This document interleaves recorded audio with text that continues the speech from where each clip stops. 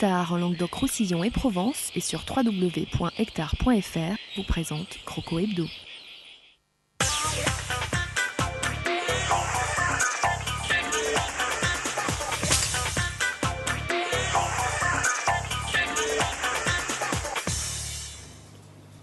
Croco Hebdo, bonsoir. Le rendez-vous du lundi sur TV Sud avec l'actualité du Nîmes Olympique. Nous allons revenir sur les enseignements de la 29e journée du championnat de France de national et cette courte victoire 1-0 samedi soir au Costières, précieuse pour les joueurs en rouge du Nîmes Olympique qui évoluaient face aux Célestes, les Bleus ciel et blanc de l'Aviron Bayonnais Football Club. Ce n'était pas la section rugbystique qui officiait sur la pelouse des Costières, mais bel et bien la section footballistique qui, vous le savez, découvre cette année le championnat de national. Pour évoquer ce soir cette victoire des Crocos qui leur permet, on y reviendra en fin d'émission, de grappiller de précieux points et de culminer en tête pour l'instant du championnat de France de national.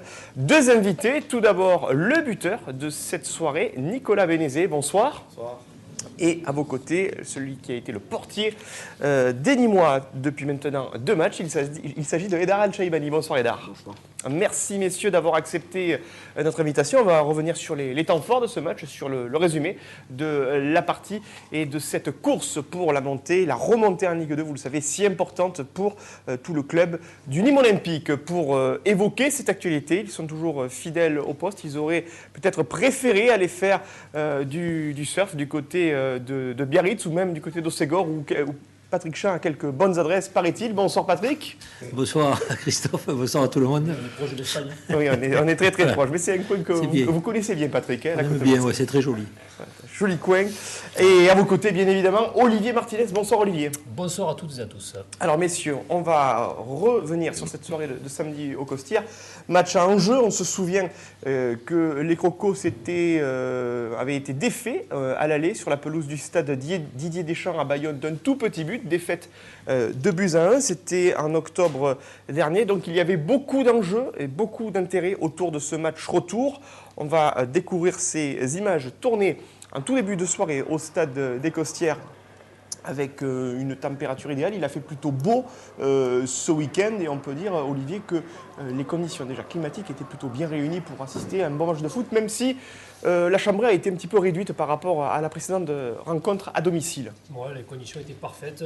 La pelouse n'est pas forcément revenue encore à son top. Mais de bonnes conditions pour jouer au ballon, il faisait bon, c'était parfait, il y avait un bon adversaire, il y avait tout pour faire un bon match. Alors on peut d'ores et déjà noter, alors que l'on voit ici les Nîmois à l'échauffement, qu'il y avait quelques retours notables, Olivier, notamment sur le banc on retrouvait Wilfried Niflor qui après plusieurs piges avec l'équipe réserve et une longue période d'absence en CFA2 du fait notamment d'une blessure est revenu donc sur le banc, alors qu'ici on voit les Bayonnais à l'échauffement et puis surtout la première inscription sur une feuille de match du jeune Jérémy Thierry, notamment pour pallier l'absence de Maxime Poungé. Et oui, qui s'est blessé, on l'avait vu sortir à Niort. Écoutez, voilà, encore un jeune qui monte, qui a fait sa rentrée. On a vu l'absence encore confirmée de Carlier aussi, Adou qui a glissé à gauche, on va le voir sur la feuille de match. Donc c'est vrai qu'il y a eu beaucoup de modifications dans ce groupe, mais bon, après les Nîmois s'y retrouvent. Et pas de modification dans ce groupe-là, le fameux trident, le trio magique de TV Sud, voilà. Le jeu de la victoire pour Patrick Chan, Claude Martos, les Fifi Loulou, là, les bras quelque peu croisés. Et puis au milieu, vous avez reconnu magnifique avec ce parc noir. On va revoir l'image d'Olivier avec parc à logo TV Sud en orange, voilà. Série limitée, Olivier Martinez. C'est le seul TV Sud quand même. Exact. Voilà, messieurs, l'équipe de commentateurs telle que vous les voyez, vous les entendrez tout à l'heure après cette émission, au cours de la partie que vous redécouvrirez juste après ce Croco Hebdo. On va découvrir justement les compositions alignées par les deux coachs. Du côté bayonnais, l'équipe couchée officiellement par Christian Le Thor, qui est, je vous le rappelle, le recruteur de l'Aviron Bayonnais et qui prend place depuis le début de l'année sur le banc de l'équipe basque pour pallier l'absence et surtout la suspension pour 1 an d'Alain Pochat, le coach de Bayonne, qui a reçu cette sanction de la part de la Fédération française de football après les incidents qui s'étaient déroulés à Niort en marge de la rencontre Niort-Bayonne où il y avait eu plusieurs accrochages avec des responsables niortais. Donc sanction à l'égard d'Alain Pochat, le coach de Bayonne, qui laisse sa place sur le banc à Christian Le Thor, un recruteur en provenance de l'AS Monaco. Donc on voit cette composition qui est déjà dans les bars, la charnière avec Degoul et Touré. Sous Bervier, on voit pas mal de joueurs qui, Olivier, ont posé des problèmes à ces Nîmois et des joueurs qui ont plus que joué crânement leur chance. On en parlait en off tout à l'heure. Bon, après, déjà, je pense que ça n'a pas duré longtemps, mais pendant 10 minutes, ils jouaient plutôt en 4-1-4-1 avec Tunani qui jouait devant la défense.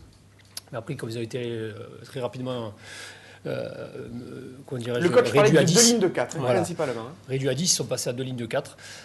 Qu'est-ce qu'on peut dire c'est une équipe qui est venue pour jouer au Costières et qui a énormément posé de difficultés aux Nîmois, notamment dans le pressing. Ils ont harcelé le milieu de terrain et le porteur du ballon, ce qui nous a empêché de jouer notre jeu en première mi-temps. Paradoxalement, ils ne sont pas créés d'occasion, ou très peu. Mais en tout cas, ils nous ont empêché, nous, de développer le nôtre. Et ça nous a posé beaucoup de difficultés jusqu'à ce qu'on mette un peu plus de rythme et de vitesse en seconde période. La découverte du 11 aligné par Thierry Froger avec quelques surprises par rapport au 11 type que l'on connaissait depuis quelques semaines. Du fait de l'absence de Maxime Pouget, c'est Yacine Adou qui a pris le couloir gauche. Benoît Poulain et Jonathan Parpex qui ont inversé et qui ont tendance à inverser. C'est vrai qu'il y a assez d'adaptabilité de la part actuellement des 2 défenseurs qui officient en charnière centrale. Habib Jean Baldé et Gaëtan Salaire, la petite surprise au niveau de la titularisation du jeune Salaire. Car Piocel était sur le banc. Dès le départ, Piocel étant sur le banc, Nicolas Bénézé sur une aile, Steve Agui sur l'autre, Ogunbi décrochant derrière, Sédou Koné, la seule pointe nîmoise, équipe somme toute logique, Patrick Champ. Oui, effectivement, avec Ogunbi qu'on préfère bien sûr derrière Koné, et puis pour alimenter Bénézé sur un côté. Donc c'est quand même intéressant au départ d'avoir quand même un quatuor offensif. On sait qu'on peut marquer beaucoup de buts. Ça n'a pas été trop le cas, mais on a eu quand même un nombre incalculable d'occasions. On a manqué de fraîcheur peut-être devant le but et surtout dans la finition d'être un peu plus renard. Koné avait habitué à mieux, mais bon, c'est peut-être un passage qui est difficile pour lui, mais je crois qu'il ne faut pas tirer trop sur lui parce que c'est quand même un joueur qui apporte sa puissance et qui, même s'il n'a pas marqué samedi dernier, est quand même un joueur essentiel du Nîmes Olympique. Ne tirons pas sur Koné, préférons lui ses tirs cadrés. Voilà, ça sera la maxime de cette soirée. Nicolas Bénézé, quel a été un petit peu l'état d'esprit du groupe depuis le déplacement de la semaine dernière et le fait que, c'est vrai, le Nîmes Olympique était toujours, jusqu'à samedi, à la recherche de cette victoire à domicile depuis presque 2 mois? On a toujours été concurrents sur le terrain, même à Niort, même si c'est dur de son penalty. On a voulu y croire jusqu'à la fin, on y a cru. Et c'est vrai que depuis Niort, on s'est dit il ne faut pas qu'on lâche 2 points, il faut gagner à domicile. Parce que je sais qu'à domicile, on n'est pas très bon. Les premiers à l'extérieur, mais à domicile, on est dans les 10 premiers, je crois. Et il fallait qu'on se donne obligatoirement la victoire à domicile. Edard, pendant 5 mois, vous êtes devenu remplaçant du fait de l'arrivée de Cyril Merville. Comment vous avez vécu le match contre Niort qui marquait votre grand retour? C'est un petit peu un match difficile pour moi parce que c'est, comme vous dites, c'est le premier match que je reviens après 5 mois. Mais à part pour ça, c'est rien parce que je sais que devant moi, j'ai un bon défenseur, bonne défense et voilà, et il a confiance en moi et moi, il a confiance de mon défense et c'est tout. On parlait de bons défenseurs justement. Non, bonne défense, tous les 4. Voilà, les 4 notamment. Voilà. Mais en parlant de la charnière des 2 qui officient en défense, c'est vrai que la nouveauté, c'est Jonathan Parpex qui vient en défense. Vous le trouvez comment justement dans ce nouveau rôle pour lui? Il est bien, il joue bien là-bas. C'est pas son rôle habituel, mais je pense encore 1 ou 2 matchs de jouer là-bas et il va habituer là-bas. Voilà. Voilà. On voit, Patrick, c'est vrai, la grande adaptabilité justement sur des jeunes joueurs de pouvoir passer d'un rôle de couloir à celui de l'axe pour quelqu'un qui était finalement qu'un milieu défensif au tout début. Ouais, pour un jeune joueur, il s'habitue bien à ce poste-là, mais c'est vrai que des moments, il aurait tendance à en rajouter et c'est un poste-là où il faut éviter surtout de faire le geste de trop. Bon, ça a gommé, mais bon, il s'adapte très bien à ce poste-là, en sachant bien sûr que c'est plus un milieu de terrain. Et quand on a vu que Salaire a débuté, c'était bien pour lui. Mais après, on a vu que le coaching de Froger a été bien parce que Purcell a quand même beaucoup plus de métier. Et quand il y a eu la rentrée de Purcell, ça a donné un autre élan à l'équipe en deuxième mi-temps. Ça n'enlève pas les qualités, bien sûr, du jeune Salaire. Mais il fallait faire ce changement. Il a été fait. Et je crois que la deuxième mi-temps a été beaucoup plus intéressante de la part des Nîmois. 4478 spectateurs samedi soir au Costières selon le chiffre officiel communiqué en fin de match qui ont respecté, on va le découvrir sur ces images de Pierre-Paul Castelli, une minute de silence des plus poignantes en hommage aux victimes des tueries de Toulouse et de Montauban. Il faut le souligner, messieurs, c'est la première fois depuis longtemps, Olivier, qu'on voyait cette solennité et un silence absolument respecté par tous. Oui, car dans tout un stade. Tout le monde se sent touché, tout le monde se sent concerné par ce genre d'événement et on est conscient que ça peut arriver à tout le monde dans n'importe quelle ville. Donc forcément, toute la France a été solidaire sur cette partie-là, et notamment les Nîmois. Mais c'est le sport en général. J'ai vu le rugby, ils ont communiqué pareil. Dans beaucoup de sports, dans les gros événements sportifs, ils ont réagi de la même façon. C'est bien que les Français se retrouvent, tous les Français se retrouvent au moins sur ce sujet-là, quoi. On va revenir sur cette partie entre le Nîmes Olympique et l'Aviron Bayonnais. Les temps forts de cette partie résumés dans ce reportage. À la recherche d'une victoire à domicile en championnat depuis bientôt 2 mois, les Nîmois ont fini par s'imposer samedi soir dans le cadre de la 29e journée de nationale face à l'Aviron Bayonnais. Défait au match aller, les hommes de Thierry Froger étaient attendus au tournant afin de se maintenir dans le trio de tête du classement. Une partie qui allait rapidement basculer suite à l'expulsion de De Goulle, le Bayonnais allant à la faute en sa qualité de dernier défenseur face à Sédou Koné dès la 10e minute de jeu. La difficulté de jouer contre une équipe qui défend bien, quitte à 10, voilà, c'est un peu le football qu'on connaît, mais c'est crispant, on a raté des enchaînements. Bon, il y a des situations, peut-être 1 ou 2 pénaltys, mais c'est surtout des situations de 1 contre 1 aussi. Enfin, il y a plein de petites choses, et puis c'est vrai qu'au fur et à mesure, on est toujours un peu crispé. Et c'est le premier but que l'on attend. On pense après que ça va enchaîner, mais on n'a pas enchaîné, donc il faut retenir la victoire. Voilà. Un carton rouge qui allait doper l'équipe coachée par Christian Le Thor, qui allait proposer un jeu plus haut et totalement décomplexé en fin de première mi-temps. Ainsi, à la demi-heure de jeu, c'est le capitaine Benoît Poulain qui sauvait ses coéquipiers de la tête depuis la ligne de but. On a plutôt subi, mais malgré tout, je pense qu'on a été cohérent dans notre placement défensif. On a fait un bloc plutôt bas avec 2 lignes de 4 habituelles. Et puis, on ne peut pas dire que, en tout cas, Nîmes sur la première mi-temps était super dangereux. Je pense que même nous, on en a 1 ou 2 sur la tête et le lobe qui est sauvé par le joueur de Nîmes. Après quelques actions non converties et un retour au vestiaire sous les sifflets, les joueurs nîmois allaient montrer un autre visage en début de seconde période avec plusieurs offensives sur le but d'Okidja, conduites depuis l'axe et les ailes, mais souvent maladroitement conclues par Sédou Koné. Sorti après l'heure de jeu, après avoir été averti, le buteur ivoirien des Crocos allait finalement assister à l'ouverture du score en faveur du Nîmes Olympique. Le très actif Nicolas Bénézé remontant le couloir droit pour aller inscrire un but venu de nulle part dans une forêt de jambes célestes suite à un 1-2 habile avec Ogunbi. Il y a des matchs comme ça où il faut se battre jusqu'à la fin. On marque des buts de, excusez-moi l'expression, de merde et après on gagne les 3 points. C'est sûr que ça ne va pas être tous les week-ends du jeu, du beau jeu. Un résultat que les Nîmois allaient conserver sans la manière et connaissant encore quelques frayeurs face à une équipe bayonnaise prête à tout pour assurer son maintien en national. Leader à la faveur du goal average particulier, le Nîmes Olympique va devoir maintenir la cadence dès vendredi soir sur la pelouse du stade de la Source face à Orléans.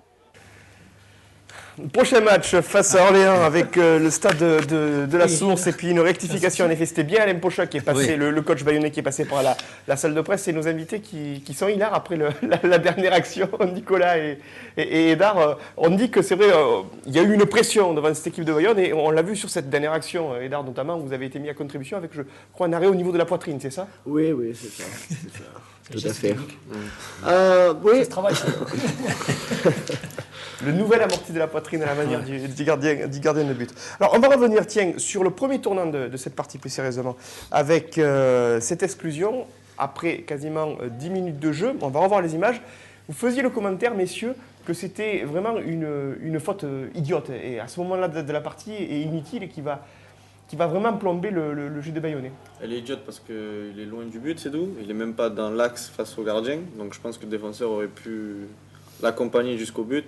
C'est vrai que, bon, tant mieux pour nous, mais bon, c'est vrai qu'il n'a pas été trop intelligent sur cette action. Peut-être redoutait-il une accélération de la part de... Ouais. Non, il ne peut pas accélérer, c'est doux. Non. En plus, il y a le gardien qui n'est pas encore sorti, donc il y avait encore pas mal d'éléments. Bon, voilà. Ouais. En tout cas, à partir de la 10e minute de jeu, eh bien, le défenseur bayonnais a été exclu. Alors on pensait que les choses allaient être facilitées. Pourtant, paradoxalement, Patrick, et souvent les coachs le font remarquer, à 10 contre 11, il y a toujours une réaction d'orgueil de l'équipe qui est numériquement en infériorité. Parce que chacun veut en faire un peu plus, c'est normal.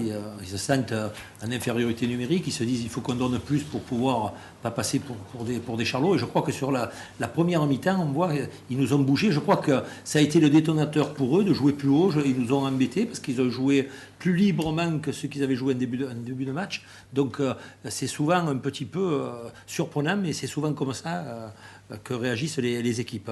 Après, par contre, en deuxième mi-temps, on a senti qu'ils avaient quand même beaucoup couru en première. Ils ont baissé quand même de rythme en deuxième mi-temps. Et si on a un peu plus dans la finition, plus à droit, je crois qu'ils en prennent 2 ou 3 de plus. Et ça aurait été beaucoup plus corsé pour eux, l'addition. C'est vrai que les Bayonnais, après un retour des vestiaires où ils étaient motivés, au même titre que les Nîmois, ont baissé vraiment de rythme. Au niveau de l'heure de jeu, c'est là que ça s'est fait sentir le plus nettement. On va revenir sur les temps forts de cette première période. Nous vous les proposons, bien évidemment, en image. Avec, on l'a vu, le premier temps fort avec l'exclusion à la 10e minute de jeu de Goules. On va lancer les images des temps forts de la première mi-temps. Et plusieurs actions. Il y a eu le gardien, Okidja, qui a eu à s'illustrer, que ce soit des deux mains ou au point, là notamment sur ce coup franc de Yacine Adou. Et puis les Bayonnais qui également ont fait des incursions avec une pression plus importante, Olivier, on l'aura noté, sur le dernier quart d'heure de la première mi-temps, où les Bayonnais ont fait un pressing très très haut justement pour essayer de récupérer un maximum de ballons. Je crois qu'ils ont senti qu'on était bon à prendre à un certain moment. Et c'est clair que s'ils avaient inscrit ce premier but, il aurait défendu jusqu'à la fin. À 10, ils étaient persuadés qu'ils n'allaient pas faire le jeu non plus. Mais en marquant un but, on ne sait jamais, à 0-0, il suffit d'une erreur, d'une mésentente, et puis on prend l'avantage, et après il faut tenir. Et ils auraient été capables de le faire, donc c'est bien que les Nîmois aient tenu, même quand ils étaient moins bien, notamment dans le dernier quart d'heure de la première mi-temps. Et le gardien Alexandre Okidja, on peut le dire, Patrick, tout au long de la partie, aura sorti bon nombre de ballons en faveur de son équipe. Disons que c'est lui qui a fait la différence, parce que même en première mi-temps, on l'a vu, il a fait quand même 2 ou 3 sorties très très très bonnes. Et c'est lui qui a maintenu son équipe à niveau pour éviter de plonger. C'est vrai qu'il a fait un grand match. Ce qui est peut-être le plus rageant, Nicolas, lorsqu'on revoit ces images, c'est qu'on se rend compte que c'est dans la finition, c'est dans le dernier geste que Nîmes, finalement, manque un grand nombre d'occasions et que ça pourrait se retrouver au tableau d'affichage par un écart beaucoup plus grand entre les deux équipes. Ah oui, c'est sûr, sans compter les occasions de Steve et de Sédou, les face-à-face. En deuxième mi-temps, surtout, on a eu vraiment beaucoup d'occasions contrées par les défenseurs, par le gardien. Il y a toujours un pied, une tête qui déjoue pour nous. Comme en première mi-temps, il y a aussi le pénalty qui n'est pas sifflé. Pour moi, il y a aussi Sédou. C'est vrai qu'on aurait pu mettre, même si le match n'était pas beau à voir, 3-0, ça aurait été bien. Ça aurait été bien, ça aurait été une façon d'oublier et d'effacer la contre-performance numérique du match aller avec cette défaite de buts à 1 sur la pelouse du stade Didier Deschamps de Bayonne. Justement, vous évoquiez la deuxième mi-temps. On va revenir en image sur les temps forts de celle-ci avec beaucoup plus d'actions franches en faveur du Nîmes Olympique.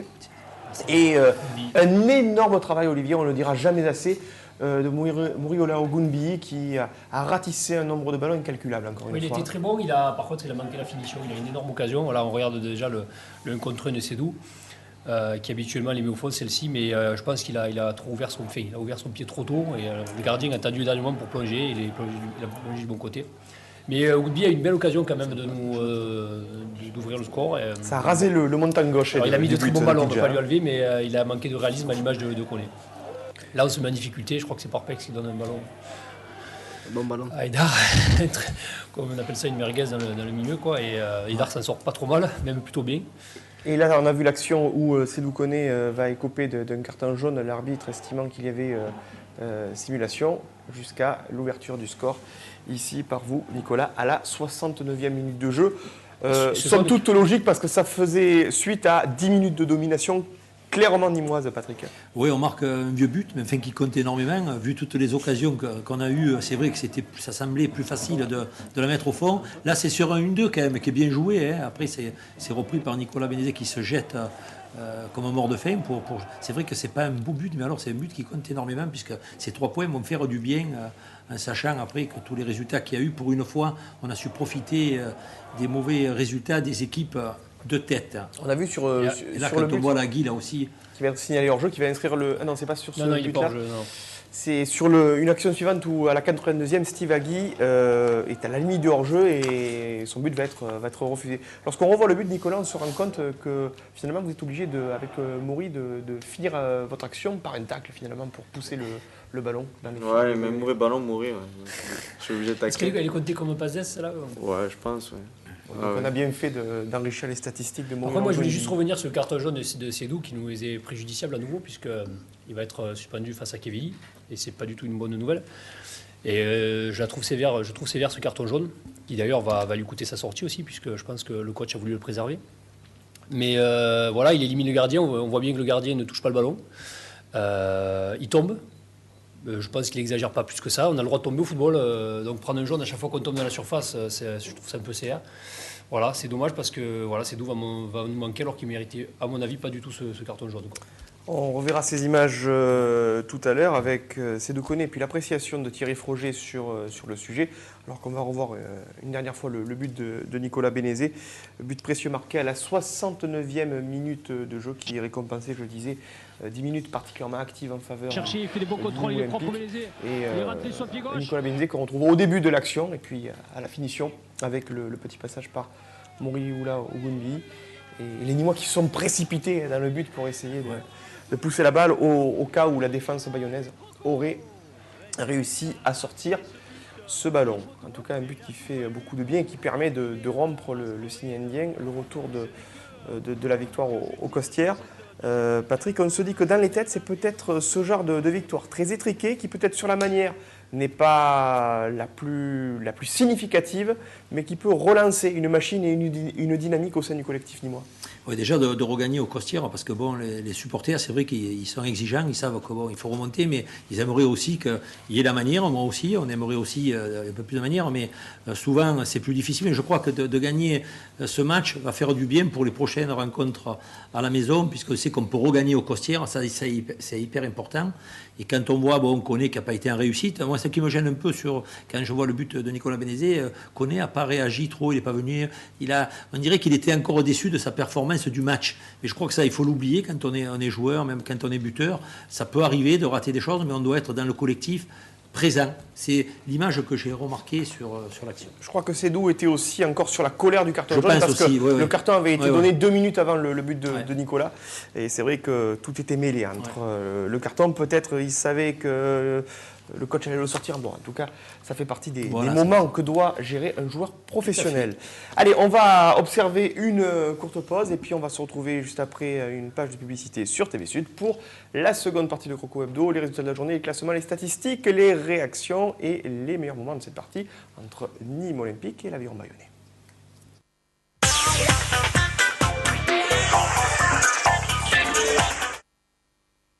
Et de retour sur le plateau de Croco Hebdo pour revenir sur l'analyse de cette victoire du Nîmes Olympique samedi soir au Costières face à l'Aviron Bayonnais. Victoire 1-0. But de l'un de nos invités de ce soir, Nicolas Bénézé, présent sur ce plateau aux côtés du gardien de but du Nîmes Olympique, Eidar Al-Shaibani. Victoire 1-0 pour le Nîmes Olympique. Et puis, c'est vrai, pendant la pause de publicité, le mail de TV Sud et le Standard ont été inondés d'appels. Alors, on va satisfaire notre public féminin et vous remontrer ces images qui ont déjà fait le tour de la planète parce qu'on nous les arrache déjà. On se les arrache déjà. Il s'agit du trio magique de TV Sud. Alors là, sur la version au ralenti, regardez le regard lointain de Patrick Champ qui scrute la pelouse. Olivier Martinez qui analyse d'ores et déjà les systèmes de jeu respectifs des deux équipes. Il salue la caméra, un grande star du commentaire qu'il est, star que vous retrouverez après le match. Et puis Claude Martos, toujours très fin dans son analyse. Sobre, efficace. Voilà, Ouais, toujours sobre fait, ouais. pour aller préciser toujours à l'extrême limite du hors-jeu, comme beaucoup de téléspectateurs aiment à l'entendre dans le décibélomètre. Allez, retour à un propos plus sérieux avec les réactions d'après-match. Nous avons croisé dans la salle de presse du Stade des Costières, bien évidemment, les deux coachs. Alors, vous aurez corrigé de vous-même, il s'agit bien d'Alain Pochat, le coach officiel de l'Aviron Bayonnais, Thierry Froger, bien évidemment, Nicolas, le buteur, ainsi que Sébastien Piocel, auteur d'une belle entrée en seconde période. La première mi-temps, on essayait de s'appliquer, mais on s'est trop appliqué. On était trop long, les enchaînements ne se faisaient pas, les milieux revenaient vers l'arrière, les épaules étaient mal tournées. Enfin bon, on ne jouait pas assez vers l'avant, on ne jouait pas assez dynamique. Enfin, ouais, c'est vrai que même si on les a provoqués puisqu'il y a eu une expulsion, après, il fallait beaucoup plus travailler sur le dynamique et sur le travail, et c'est ce que, bon, on a eu du mal à le faire. Ouais, il y avait un peu de crispation aussi. L'environnement n'est pas toujours très positif. Mais ça fait partie de notre environnement. Mais c'est vrai que ça peut aussi expliquer qu'il y a un peu de pression et qu'on veut d'abord pas perdre le ballon. Et ce qu'il faut, c'est prendre des risques et prendre des opportunités vers l'avant. Déjà, 11 contre 11, on sait que c'était un déplacement compliqué qu'on avait à jouer à Nîmes. Maintenant, à 10 contre 11 au bout de 5 minutes, je crois. 10, ouais. Ça se complique encore un peu plus. Et après, voilà, c'est pas vraiment le même match parce que nous, on avait mis des choses en place pour essayer d'aller chercher haut et puis de ne pas subir. Et voilà, de venir ici grappiller des points, mais avec l'intention de jouer et de poser des soucis à cette équipe, même si on sait qu'on ne lutte pas dans la même catégorie. Mais quitte à pas rester en national, on a l'ambition, nous, de gagner les matchs, quel que soit l'adversaire. Alors forcément, après, ça a changé la donne et on a plutôt subi, mais malgré tout, je pense qu'on a été cohérent dans notre placement défensif. On a fait un bloc plutôt bas avec 2 lignes de 4 habituelles. Et puis, on ne peut pas dire que, en tout cas, Nîmes sur la première mi-temps était super dangereux. Je pense que même nous, on en a une ou deux sur la tête et le lobe qui est sauvé par le joueur de Nîmes. Après, forcément, physiquement aussi, ça pioche un peu. Il y a des joueurs qui revenaient. On a dû faire des changements suite à une blessure. Donc, du coup, on a grillé aussi des jokers au niveau des remplaçants.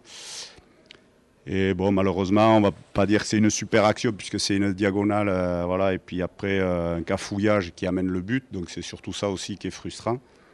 Après, on a poussé un peu. Il y a 2-3 situations. Mais bon, voilà, c'est le foot, c'est comme ça. Et bon, en l'occurrence, là, Nîmes est content puisqu'il renoue avec la victoire et nous, on reste à notre place. Donc voilà, la logique est respectée. Ouais, c'est 3 points sur une action complètement bizarre, ce match. Alors qu'on aurait pu, ce but, on aurait pu marquer sur une autre opportunité, 1 contre 1, c'est doux, Steve. Mais bon, c'est des fois bizarre le football, mais on est preneur, même si on sait qu'il y a encore du travail à faire. Il y a aussi une situation qui peut nous donner confiance. On n'avait pas gagné depuis un bout de temps ici, au Costières. Et puis voilà, peut-être que ça va nous donner confiance pour la suite. Il faut travailler et on sait que c'est loin d'être fini. Et c'est compliqué, même contre les mal classés. C'est toujours très, très difficile. Les autres ont chuté, nous on n'a pas chuté, mais bon, c'est l'enseignement de la journée. Je fais une 2 avec Mouri et je tacle pour l'avoir et ça lobe un peu le gardien. Et je crois le défenseur, ça rentre et le défenseur il essaye de la dégager et ça rentre dans son but. Bon, il vaut 3 points. Il vaut 3 points, il vaut la première place et ça fait du bien, surtout que je marque pas très souvent, donc ça fait du bien. On a souffert avant l'ouverture, après avoir marqué le but aussi, donc on savait que c'est pas forcément les matchs les plus faciles parce que aussi ils jouent leur survie dans ce championnat et quand on voit les autres résultats, on sait très bien que on va rien nous régaler, rien nous donner. Donc le plus important à l'arrivée, c'est de prendre ces 3 points. Il a raté l'occasion, il a le carton, et quand Sédou a un carton, il est dangereux parce qu'il a beaucoup parlé à l'arbitre. Donc à un moment donné, faut être sérieux, quoi. C'est-à-dire qu'il faut le préserver. Ouais. Déjà, il va être suspendu, c'est sûr, à domicile. Contre Quevilly, je crois, c'est ça. Mais il aurait pu avoir autre chose. Ouais, c'est le problème du joueur qui marque pas et puis qui rate une occasion ou deux. Voilà. Bon. Donc il a du caractère. Je pense qu'on l'a plutôt pas mal fait jusqu'à l'ouverture du score, on a les 20 premières minutes de la deuxième mi-temps où on a mis un peu plus de rythme, on a écarté un petit peu aussi leur ligne, ce qui fait qu'ensuite dans des passes un petit peu dans les intervalles, on les a gênés, on a mis un peu de vitesse. Après, bon, on sentait aussi qu'on avait loupé pas mal d'occasions, donc est-ce qu'on allait marquer ou pas? Finalement, ça arrive sur un but un peu bizarre, mais comme quoi il ne faut rien lâcher. On a été plus en difficulté ensuite parce qu'inconsciemment on a un petit peu reculé alors qu'on était un de plus. Mais des fois il y a des équipes à 10 qui sont mieux organisées.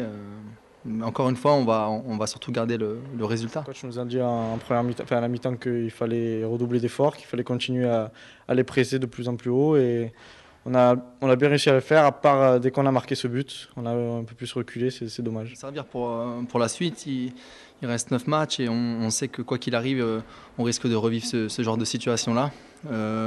On l'a moyennement maîtrisé après le but. Finalement, on gagne 1-0, mais on voit justement que week-end après week-end, il y a quelques équipes qui lâchent et pour l'instant, on n'en fait pas partie. Donc, on est sur la bonne voie, même si il ne faut pas s'enflammer, c'est quand même assez serré. On a un peu la crainte de mal faire devant notre public. Et là, on a réussi à inverser la tendance, donc c'est tout bénéfice pour nous. En fait, c'est l'écart. Moi, je ne sais pas combien il y a d'écart avec le quatrième. 2 points. 2 points. Alors 2 points, je pense qu'on va rester simple et sérieux, humble. Et surtout, il y a le match d'Orléans. Il faut essayer d'enchaîner, en fait. L'enchaînement des victoires fait qu'on va pouvoir prendre peut-être un peu plus d'avance. Parce qu'en tout cas, on voit bien que tous ceux qui sont devant ont beaucoup de mal. Surtout quand on voit le match de ce soir.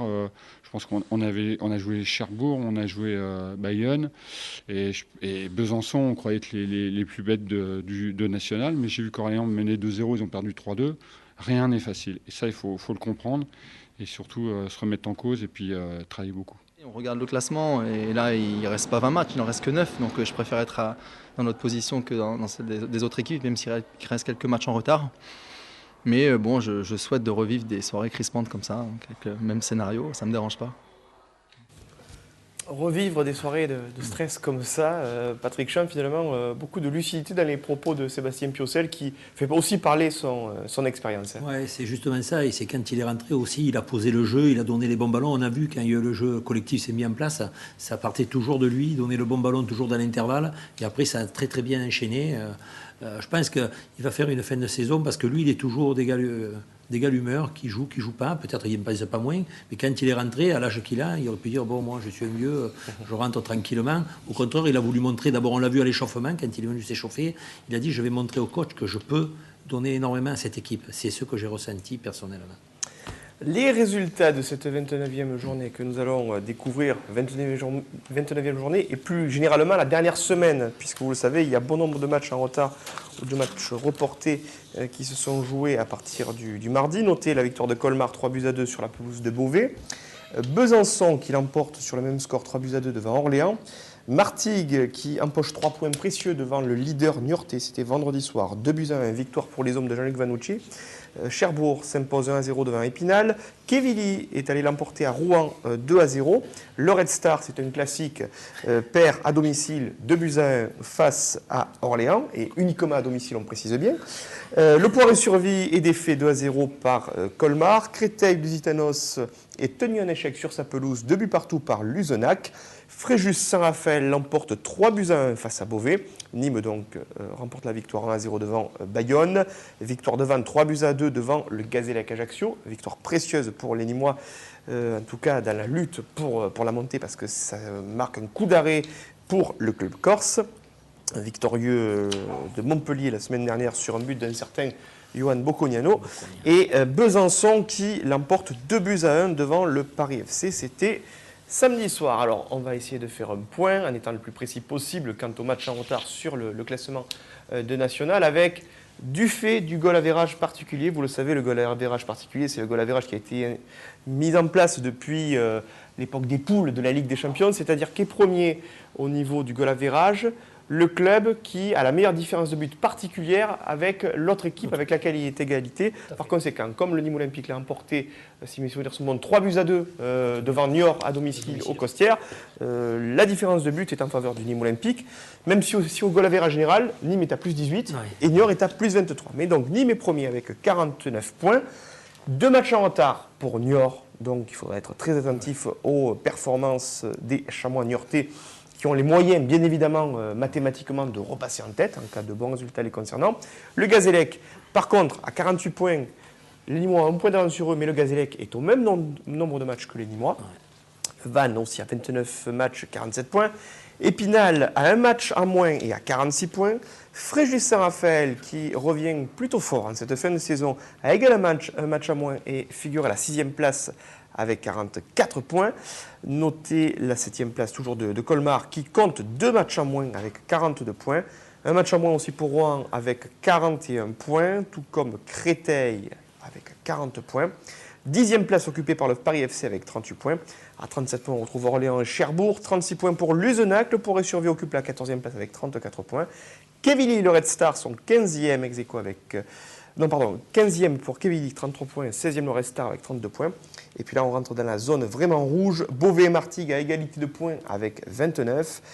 Position de relégation également pour Besançon qui quitte la place de Lanterne Rouge, 26 points. Et l'Aviron Bayonnais qui, du fait de cette défaite en terre gardoise, se retrouve dernier avec 25 points. On le voit, c'est un championnat très disputé. Et d'art, ça met beaucoup de pression sur les équipes parce qu'on voit tout peut arriver d'une journée à l'autre. C'est beaucoup de suspense, à la fois pour les spectateurs, mais aussi pour les acteurs. C'est comme ça, le championnat national, je pense, c'est comme ça toujours la deuxième partie de la saison. C'est toujours serré entre la première des équipes qui est déplacée.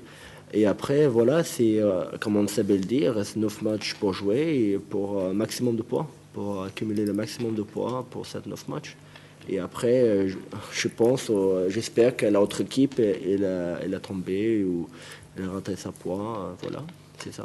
Justement, Nicolas, lorsqu'on rentre au vestiaire, qu'on sait qu'on a les 3 points de la victoire, la première chose qu'on fait, c'est on essaie de se renseigner justement sur les résultats des autres matchs. C'est quoi vos petites habitudes? D'habitude, oui, on essaie de se renseigner au plus vite. Mais là, dès que le match a été fini, on l'a eu par le tableau. Donc on savait. Après, on a demandé à l'intendant, à quelques personnes qui avaient les téléphones sur eux, et on a su directement. Mais l'enseignement de cette journée, c'est qu'en fait, on était 6 équipes pour monter. Et avec le retour de Fréjus-Saint-Raphaël, maintenant, on se retrouve à 7 équipes. Parce que si Rouen gagne son match en retard face à Niort, il se repositionne aussi à 44 points. Ouais. Ce qui fait qu'on se retrouverait à 7 équipes pour jouer les 3 premières places. Donc, ce n'est pas une si bonne nouvelle que ça. Mais comme ils l'ont dit, si on enchaîne, comme on faisait jusqu'à présent, 3 points à la maison, 1 point à l'extérieur ou l'inverse, on ne sera pas loin de la vérité. Ouais.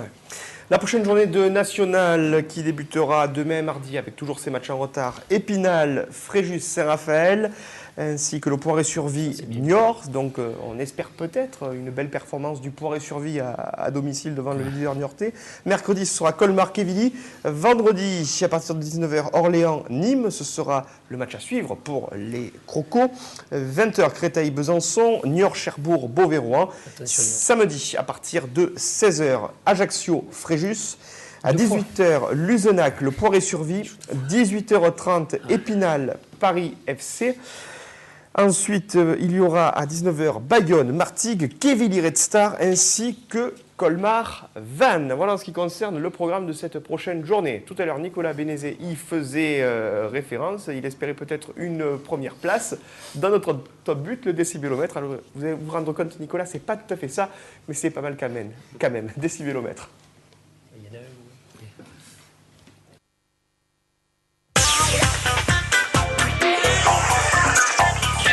Tu allais faire jouer le porteur. Allez, Agui, c'est à toi de faire jouer. Maintenant, Parpex. Parpex, c'est super de la part de Parpex. C'est très bien joué. Allez, voilà, c'est bien. Eh oui, c'est très bien ce qu'a fait Parpex. De la part de Parpex.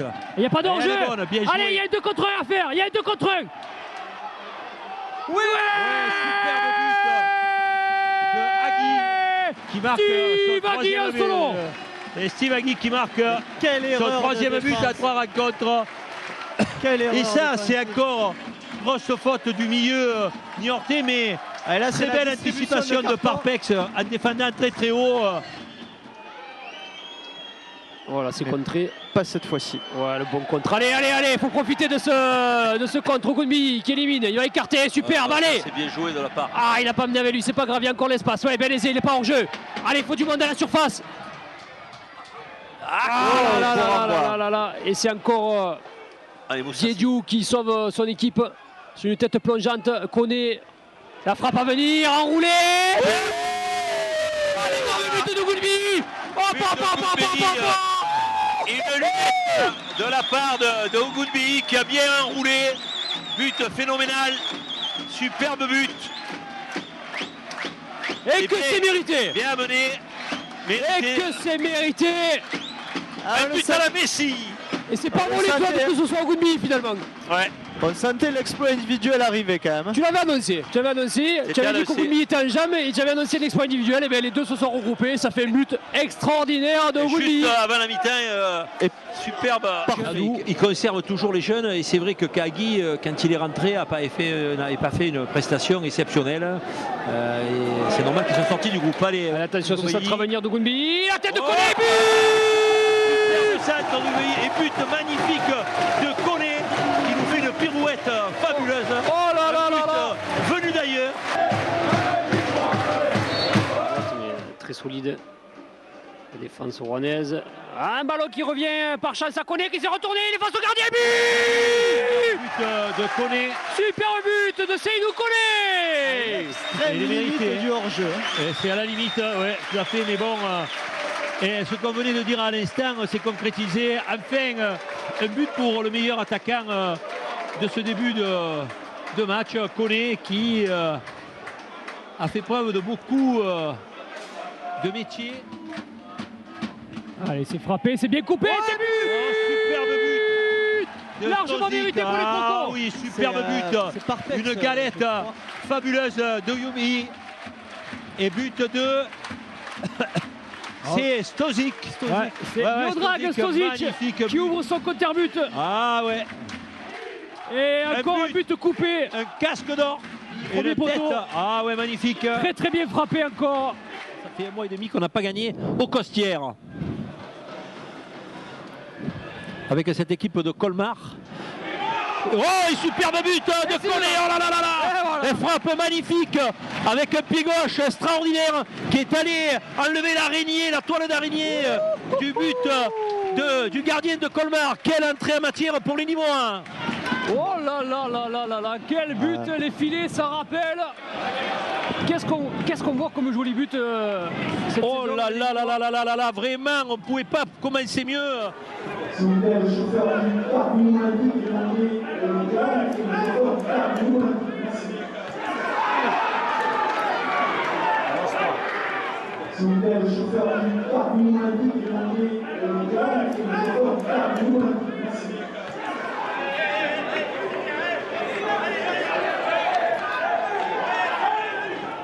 Belle récupération là. Corrèze qui fait un très très bon début de match. Ah, il a envie Corrèze, allez, bon ballon pour Benezé. Benezé, il faut pas le rater. Ouais. Pour sa première bon but de Benezé, joli. Belle récupération. Bonne récupération et superbe ballon donné sur Benezé. Et Olivier parlait d'efficacité. Et ben, quasiment première occasion et premier but. Ouais, mais c'est sur une belle transversale, superbe. Alors, on a vu le tacle glissé de Corrèze. Justement, Olivier, qu'il est le numéro 1. D'ailleurs, je crois pas que les Nîmois se font. Koné, quel solide, qu'est-ce qu'il est solide. Il faut aller au bout, mon petit. Ouais. Oh là là, qu'il est beau. Superbe but de Koné. Quel but. Il a tout fait, Koné. Koné, il a tout fait. Il s'est retourné, il a fait petit pont, il a accéléré, il a roulé. Et il a fait la misère. Quel but, le plus beau but. Et je pense que Besançon ne sera pas à l'heure aujourd'hui. Le train partira sans eux. Énorme, signé Seydou Koné qui fait le but. Ouais, il a fait tout seul. Il se l'est fait tout seul, Koné. Oh, quel but de Seydou Koné. Ah oui. C'est aussi ça le national, hein. C'est bien beau de flammer, mais il faut aussi tenir la longueur. Voilà, ça s'est joué. Allez, Adou, il faut passer derrière Agui, voilà, il faut prendre le couloir. Voilà, comme ça on donne une solution. Oh que c'est bien joué ça. Oh Allez, que c'est bien oui, joué. Allez, la frappe à venir. Bravo. Ouais. Oh le but. Le but exceptionnel de Parpex. Oh le but de Monsieur Parpex. Oh là là, énorme Parpex. C'est un scud venu de l'autre monde qui est arrivé à atterrir dans la lucarne de Delecroix. Quel but, Claude! Ah, magnifique! Et ça vient récompenser l'énorme début de partie de ce joueur qui était vraiment au four et au moulin. Qu'on avait vu depuis le début de cette partie. Quelle construction!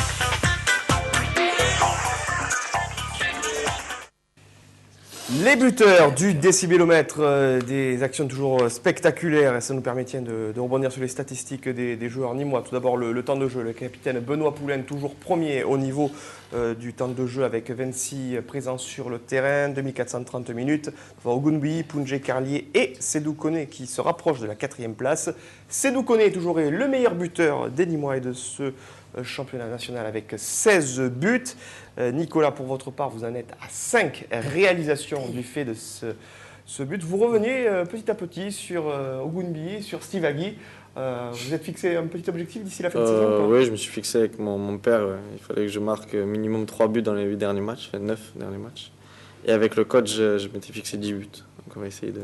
Donc entre 8 et 10, peut-être que 9 sera la moyenne parfaite. En tout cas, on espère que vous allez améliorer encore un peu plus la 3e place du podium dans notre top but. Et puis du côté des passeurs, on l'a dit, Ogunbi, avec 17 passes décisives, si on comptabilise bien le fameux 1-2 avec Nicolas de samedi dernier, est en train d'écraser ce championnat national du fait de... le rattraper. C'est le Messi des passeurs. Hein. Exactement, sa grande variété dans le jeu proposé. Grâce à tout ça, on a noté quand même que les Nîmois avaient la meilleure attaque de ce championnat avant cette journée-là. Ça fait longtemps que ce n'était pas arrivé, donc c'est à souligner. On a longtemps dit que les Nîmois, il n'y avait pas beaucoup d'occasions. Costière, on s'embêtait. Bon, cette année, il y a 50 et quelques buts, je crois. Donc voilà, il faut quand même leur rendre hommage au moins à ce niveau-là. Un grand chapeau aux artilleurs Croco, justement, depuis le début de la saison. Merci beaucoup, messieurs, d'avoir été sur ce plateau. Nicolas, merci. Je tenais à féliciter Moussa Sidibé, un petit mot pour lui, parce qu'il avait un peu mal en début de match. Comme c'est un guerrier, il a réussi presque jusqu'à la fin. Donc ça ne s'est pas noté en tout cas pendant le match. En tout cas pour les spectateurs. Il faut le noter, c'est un guerrier, ce Moussa. Donc merci à lui. Et présent, il s'est relevé, il a joué toutes les touches. C'est vrai que Moussa il va de partout, il court de partout. C'est du bon Moussa. Il doit avoir 35 ou 40 ans, mais il court de partout. C'est comme le roseau, il plaît, mais ils n'auront jamais. Et Dark, pour vendredi, pour le déplacement à Orléans? J'espère, oui, moi je suis prêt, mentalement je suis prêt, physiquement je suis prêt. Voilà, après c'est le choix de coach. Voilà. On va voir vendredi qu'est-ce qui se passe exactement. Bon, voilà. On sera très attentif. En tout cas, il y a de fortes chances pour que vous soyez dans le groupe, en tout cas au vu des récentes prestations de l'actualité nîmoise. Merci messieurs d'avoir été sur ce plateau. Dans quelques minutes, le match, la victoire du Nîmes Olympique face à Bayonne. Victoire 1-0 avec le but de monsieur Bénézé. Belle semaine à tous, bonne soirée à la semaine prochaine et... Allez Nîmes, au revoir.